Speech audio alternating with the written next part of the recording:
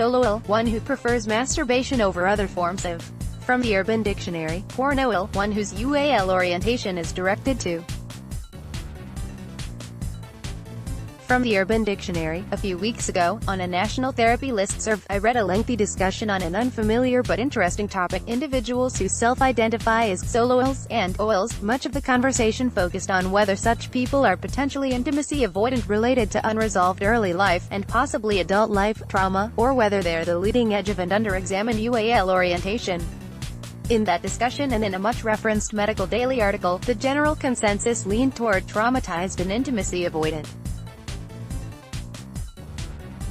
But that may reflect people's belief in a societal norm, the human tendency toward pair bonding, more than any individual's reality. Source: Shuttershock. I say that because, after nearly 30 years as an intimacy specialist, I've learned that when it comes to people's UAL turn-ons and turn-offs, there is no such thing as normal. There's healthy and unhealthy, for a particular person, there's consensual and non-consensual, there's even legal and illegal. But there is no such thing as normal. Sexual thoughts that endlessly rev one person's engines may make another person cringe in horror, and vice versa. And I'm not just referring to kink and fetishes here. As an example, consider UAL orientation. Gay men and straight men are turned on by very different things. And there is absolutely nothing wrong with that. In fact, the American Psychiatric Association, the American Psychological Association, and pretty much every other major medical and psychotherapeutic professional organization recognize that UAL orientation naturally exists on a broad continuum, with people landing wherever they land. Sexually speaking, we like what we like, and we don't like what we don't like. And that doesn't change very much, if at all, throughout our lifespans. Yes, there are a few, misguided and usually moralistic, therapists who say they can cure an unwanted UAL orientation. Typically, they're focused on homoality or biuality, but those folks are mistaken. Our highly individualized UAL arousal templates, whatever they might look like, are for the most part fixed and immutable. This brings me back to Solouality and Pornouality. Are these true UAL orientations fixed and immutable, as we see with heteroality, biuality, and homoality? Or are Solouality and Pornouality the result of life traumas and resultant attachment deficits that have pushed a person away from not just pair bonding but real-world partner uality in general? To be honest, I don't have a definitive answer. My opinion is that at least some of the people who self-identify as Soloual or Pornoual do so because unresolved early life neglect and abuse, possibly coupled with adult life relationship trauma, have poisoned the well of attachment in ways that push them apart dually and romantically, rather than pushing them to bond dually and romantically. Some of these people may have severe social anxiety or be on the autism spectrum, and, because of that, they may find masturbation and more comfortable, pleasurable, and attainable. Others may have values conflicts that get in the way of intimate bonding and face-to-face uality. That said, it's entirely possible that some Solouals and OLs are born that way. If so, we need to accept that, acknowledge it, and maybe even celebrate it. Even if we don't exactly understand it.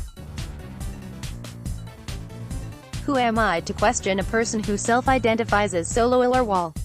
If a person is naturally and innately happier with Soloual UAL behaviors, that's okay by me, as long as that person is not completely isolated in life and bereft of support, because study after study shows that we do better as people in every aspect of life when we feel a part of rather than apart from it. See my forthcoming book, Codependence, for more on this topic. If, however, someone comes to therapy and tells me that he or she is unhappy with his or her Solouality or Pornouality and wants to be able to pair bond in healthy ways, or at least to have that involves other people, believe me when I tell you that we're absolutely going to look at that person's trauma and attachment history. And I will expect to find some unresolved abuse, neglect, and abandonment.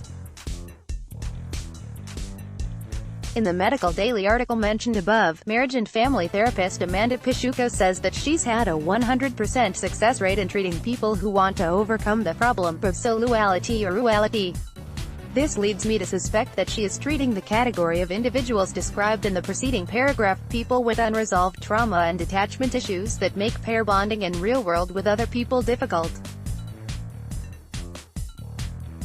Essentially, she's treating people with deep psychological issues that prevent them from living the lives they want to live. And good for her. And good for them for going to see her.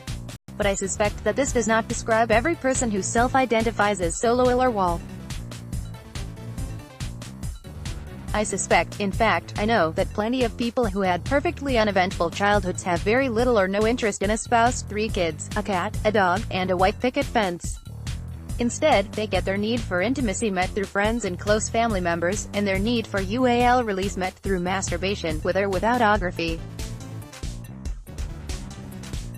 And they're absolutely fine with this, even if the people around them don't understand it. Does this mean that Soloual and Wal are UAL orientations in the same way that we think about heteroality, biuality, and homoality? Probably not. Because Solouals and OLs are indeed UAL, and that uality is triggered by something, some type of person or activity. Whether they're looking at or just fantasizing, they've got something in mind when they're UAL, and, to me, whatever it is that they're fantasizing